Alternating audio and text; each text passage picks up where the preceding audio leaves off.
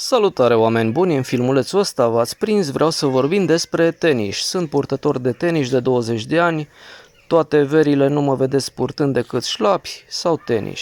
Pentru mine sunt cei mai comozi, pasul e cel mai comod, am mai încercat și alte tipuri de Adidas.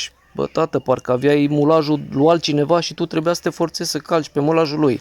Ori tenisii sunt foarte comozi, pășești drept. Să vă zic ce gherlă mi-am luat cu ei. Ăștia au fost cea mai mare gherlă pe care mi-am luat cu tenis și n-au ținut nici măcar o lună de zile, n-am făcut cu ei nici măcar 1000 de kilometri. I-am luat din bazar de pe Brâncoveanu din Timișoara și mă duc la spălătoria auto să spăl mașina și bă, tată, zic, ce dracu, îmi trage apă, mă intră apă la picioare. Ia uite cum arată talpa după nicio lună de zile. Bă, zici că-s făcuți pentru morți, mă, tate, uite. Deci pe Brâncoveanu era un magazin chinezesc unde chinezul vindea. Gherlă totală. Ăștia de la Polo au fost cea mai bună investiție. M-au ținut vreo 3 ani de zile. Chiar dacă sunt made în Turkish. Nu știu dacă se vede.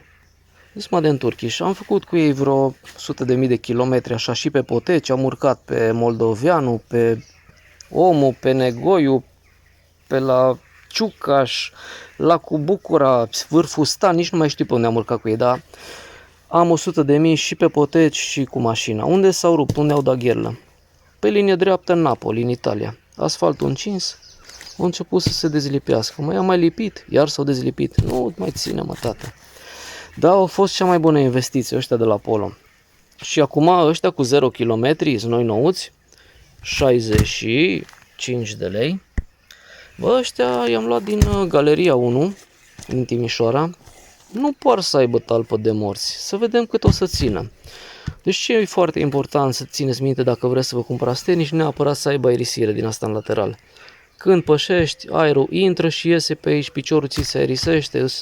Foarte, foarte, foarte important să aibă aerisirea asta.